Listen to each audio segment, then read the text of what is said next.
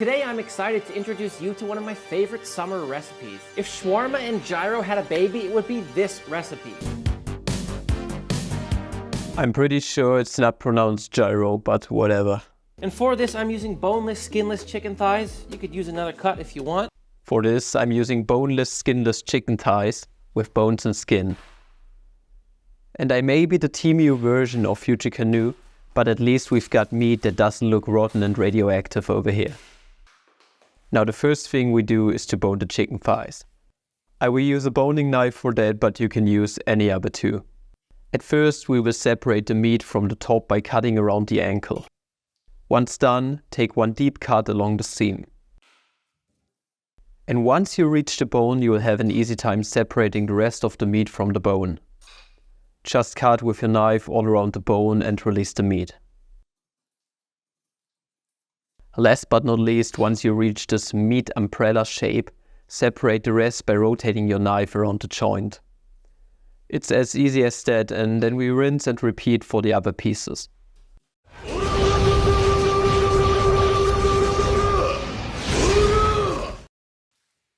We are nearly done. Last thing to do is to remove the skin. Because we all know that the fun with your meat only really starts once you pull the skin back.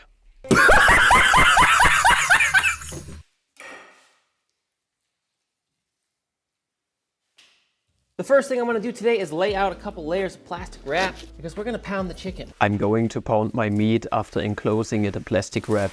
Truly my secret fetish. We'll lay it out on the plastic. I lay it out on the plastic. Meat mallet. And a little healthy aggression release. Very nice. Mmm.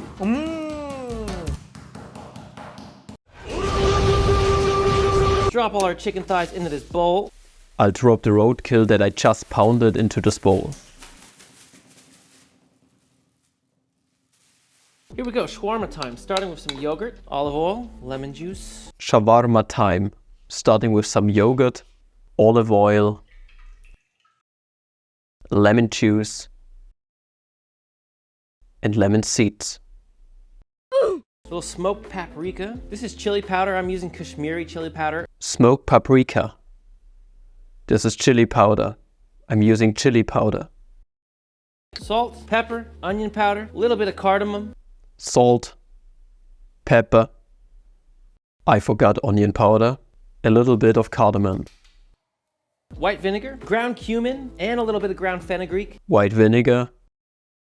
Ground cumin. What the fuck is a fenugreek? And personally, I like to toast them whole and grind them myself, but you don't have to do that. But if you want to, pinkies out, it's pretty cool. And finally, ground coriander. Germany is a true shithole. We don't have ground coriander in stores here. So I proceed to pull the two pinkies out of my arse and grind my own harvested coriander seeds. Can't believe I almost forgot this, but garlic as well, right? Can't believe you almost forgot this. Pressed garlic it is.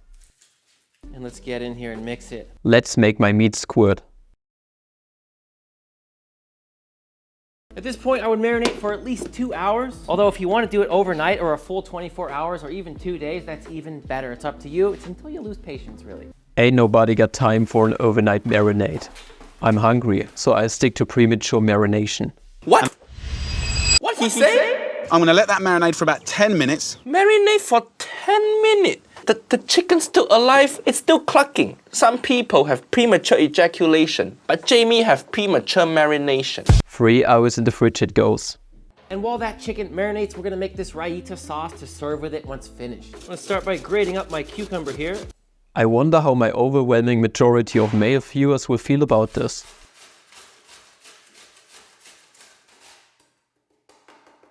And then what I like to do is spread it out a little bit and just hit it with the salt right now. Give it a little mix again. And that salt is really gonna help to draw out the moisture that's in this cucumber. Back when I was younger, we did the same thing with slugs instead of cucumbers.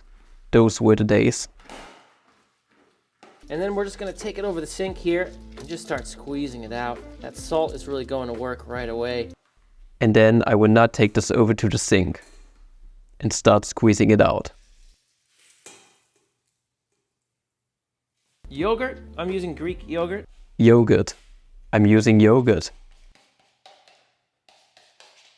Chopped cilantro. Chopped cilantro. coriander, cumin, and lemon juice. Seems like he's using two different words for the coriander seeds and the leaves. Is that a regional thing? Coriander, cumin, and lemon seeds. I'm a little tired today, guys. I forgot the garlic again. What an absolute idiot. Give this all a really good mix. And it's really as simple as that, my friends. You got a great sauce here. Why is he calling it a sauce though? That is just regular Greek tzatziki. The next item we're gonna prep is some red onion. The next item we'll prepare are some red onions. And I'm just gonna julienne it. Not too thin, not too thick. And I'm just not gonna julienne it. Not too thin, not too thick. Here's what you need to do, my friends. Ice water. Throw the onions in there. He called me his friend. I'm feeling very humbled and not totally isolated from the outside world anymore. What this does is two things. Removes that really harsh onion spicy flavor, and at the same time it makes them super duper crunchy, like crunchier than they would be just sliced raw. Title.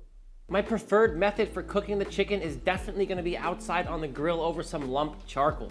I'll prepare my grill with some lump charcoal. And to do that, I took what's probably my funnest kitchen tool ever, and it's this flame gun I use to fire up the coals. Only Elon Musk uses flamethrowers. Real men use highly flammable liquids and wood chips from their wood shop.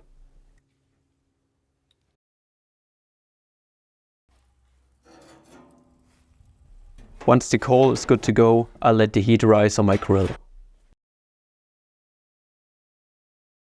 I'll throw on my chicken thighs and cook them for roughly 4 minutes per side. I'll add some more wood chips to the coal to flame grill my chicken until it's edible. The last thing I'm gonna do is brush some pita bread with a little bit of olive oil and then toast it over the dying coals for about 20 seconds per side before making these wraps. My coal refuses to die down and I'm really hungry, so I throw the flatbread on there anyways. For the toppings, I'm just doing some crunchy lettuce, some of our shawarma that I just chopped up into cubes, quartered sugar bomb cherry tomatoes, the red onions which I just dried off, and of course our raita sauce. My meat was perfectly fine when I started. Why in God's name does it now look like something that Future Canoe would produce? I'll cut my radioactive chicken, grab some fresh tomatoes from my garden, cutting and seasoning these two, and top the garnish off with lettuce and onions.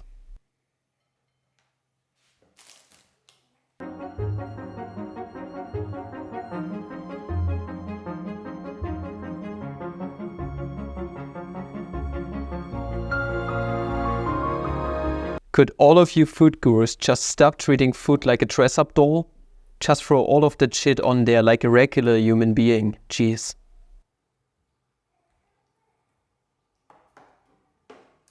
Not looking too shabby, not gonna lie. Let's give it a taste and rate it 6 for 9. Woo! Yeah!